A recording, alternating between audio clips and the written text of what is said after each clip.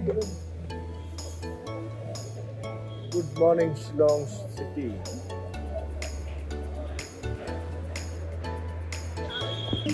এটা হচ্ছে পুলিশ বাজার চত্বর। এটাই শিলংয়ের মেইন সিটি সেন্টারও বলে। পুলিশ বাজারও এক নামে সবাই চেনে। আশেপাশে অনেক হোটেল আছে। যদি আর্লি আসা যায় সন্ধ্যার আগে তাহলে হোটেল পাওয়া যাবে, আর সন্ধ্যা হয়ে গেলে এখানে আর হোটেল পাওয়া যায় না, সব হোটেল বুক হয়ে যায়। চেষ্টা করবেন আগে থেকেই করার জন্য। আমরা এখন দাঁড়ায় আছি শিলং শহর। এখান থেকে আমরা এখন আমাদের শেষ করবো। আমরা কয়েকটা ঘুরে শিলং শহর থেকে ডান দিকে স্ট্রিট ফুড আছে। এই যেখানে ফুড সামনে 5 বাই রেস্তোরাঁ এসবগুলো আছে। তাহলে এখান থেকে নাস্তা করতে পারবেন বা রেস্টুরেন্টেও করতে পারবেন।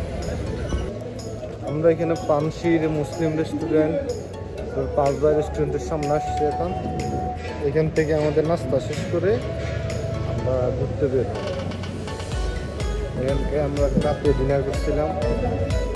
ফাইন রান্না ফাইন।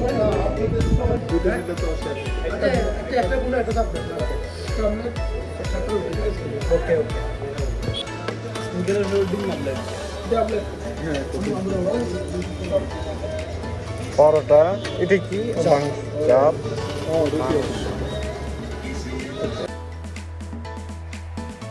পানশি রেস্টুরেন্ট থেকে নাস্তা শেষ করে আমরা চলে গেলাম পুলিশ বাজার কার স্টেশন। সেখান থেকে আমরা সারাদিনের জন্য একটি কার ভাড়া করলাম। সিটি সেন্টার দিকে শিলং করে সিটি সেন্টার পয়েন্ট পিছনে দেখা যাচ্ছে সিটি সেন্টার পয়েন্ট। এখানে যে গাড়ির স্টেশন আছে সব স্টেশন গাড়ি, এখান থেকে সব গাড়ি ঠিক করা যাবে।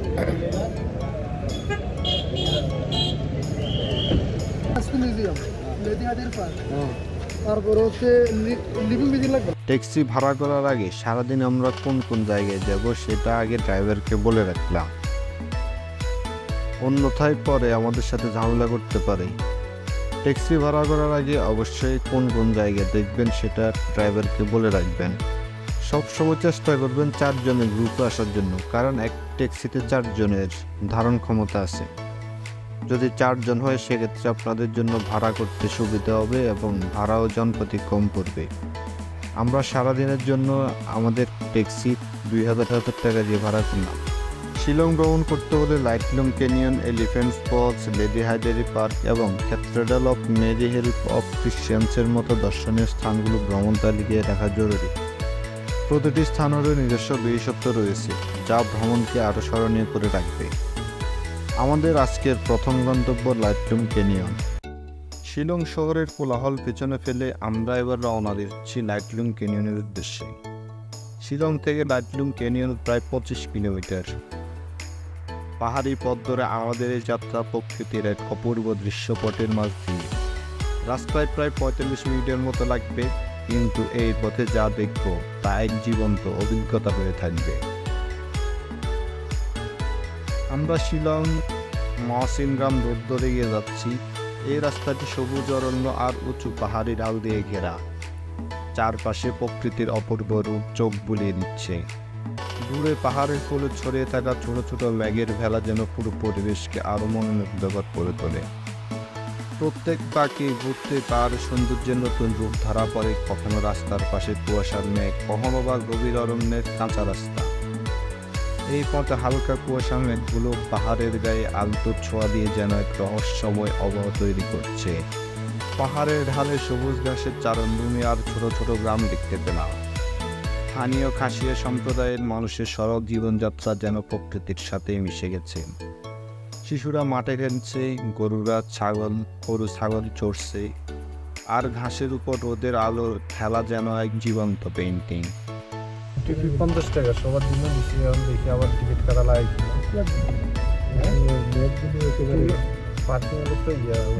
অবশেষে পৌঁছালাম লাইটলুম ক্যানিয়নের প্রান্তে। চারপাশে বিশাল সবুজ উপত্যকা, খাড়া পাহাড়ের দেয়াল আর নিচে গভীর খাদ, যেন এক অপরূপ চিত্রকর্ম। এখান থেকে আকাশ আর মাটির মাঝে যেন আর কোনো সীমারেখা নেই। Laitlum canyon, just awesome place, awesome.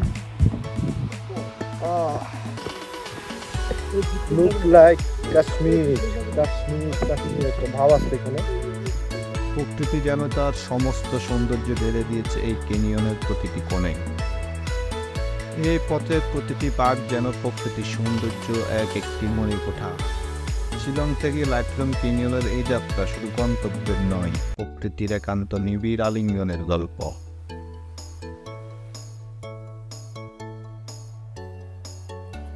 লাইটলুম ক্যানিয়নের প্রান্তে দাঁড়িয়ে আমি বিস্ময়ে অভিভূত।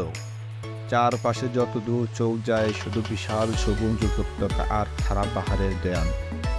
প্রকৃতি যেন নিজের সমস্ত সৌন্দর্য এখানে উজাড় করে দিয়েছে।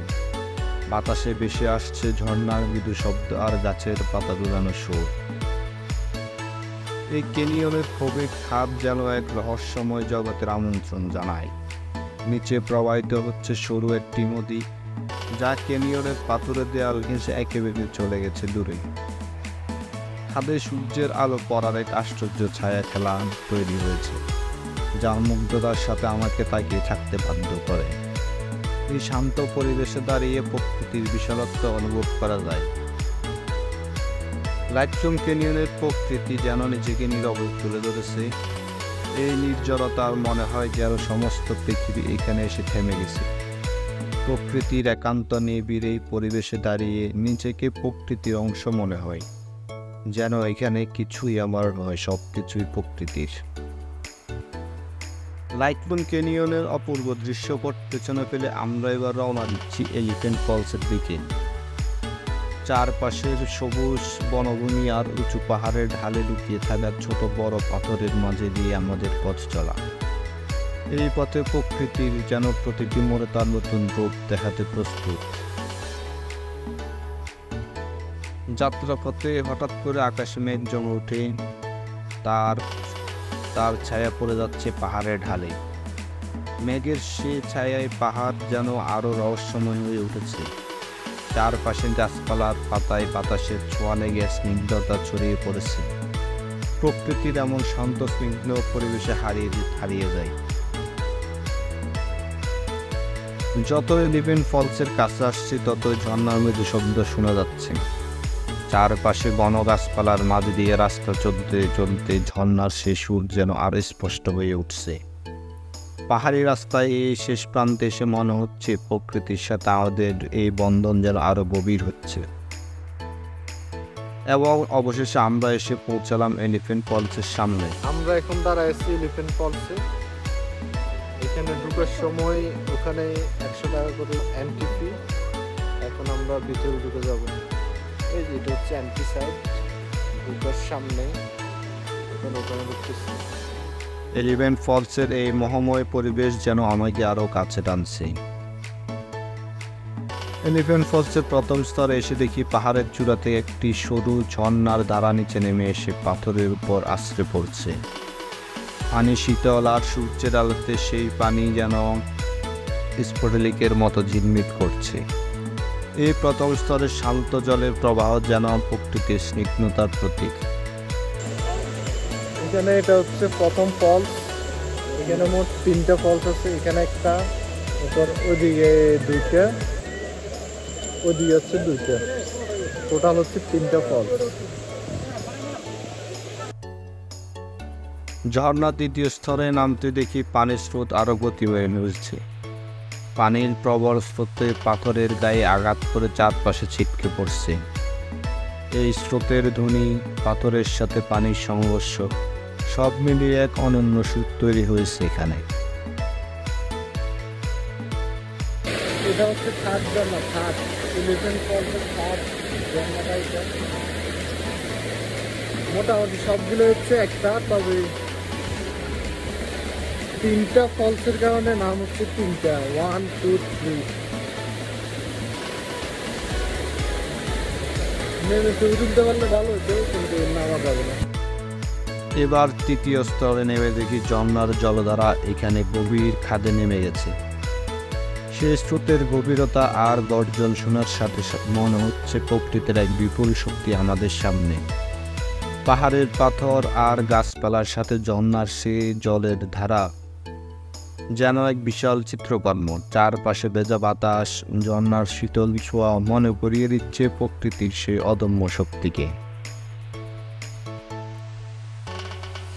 এলিফ্যান্ট ফলসের এই অপূর্ব দৃশ্য দেখে মনে হচ্ছে যেন প্রকৃতি তার সর্বশক্তি দিয়ে ঝর্ণাকে সৃষ্টি করেছে। এর প্রতিটি স্তরে প্রকৃতির একটি রূপ, এক সৌন্দর্যের মুক্ত প্রতীক। ঝর্ণার এই স্রোত দ্বারা আমার মনের শান্তি আর আনন্দের অনুভূতি এনে দেয়। এলিফ্যান্ট ফলসের এই ঝর্ণা শুধু একটি পর্যটন স্থল নয়, এটি প্রকৃতির অপার সৌন্দর্যের এক জীবন্ত চিত্র। এই ঝর্ণার সামনে দাঁড়িয়ে প্রকৃতির বিশালতা আর সৌন্দর্যকে উপলব্ধি করার এক অসাধারণ অভিজ্ঞতা হয়। এলিফ্যান্ট ফলস আমাদের মোটামুটি দেখা শেষ।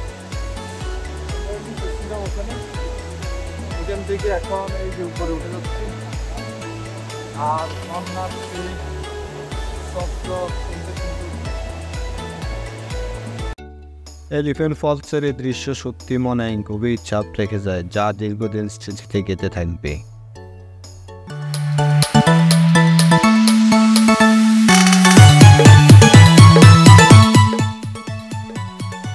এভাবে আমরা আমাদের আজকের দিনটি এখানে শেষ করি। ধন্যবাদ সবাইকে। পরবর্তী ভিডিওর জন্য চ্যানেলটিকে সাবস্ক্রাইব করে রাখুন। আসসালামু আলাইকুম।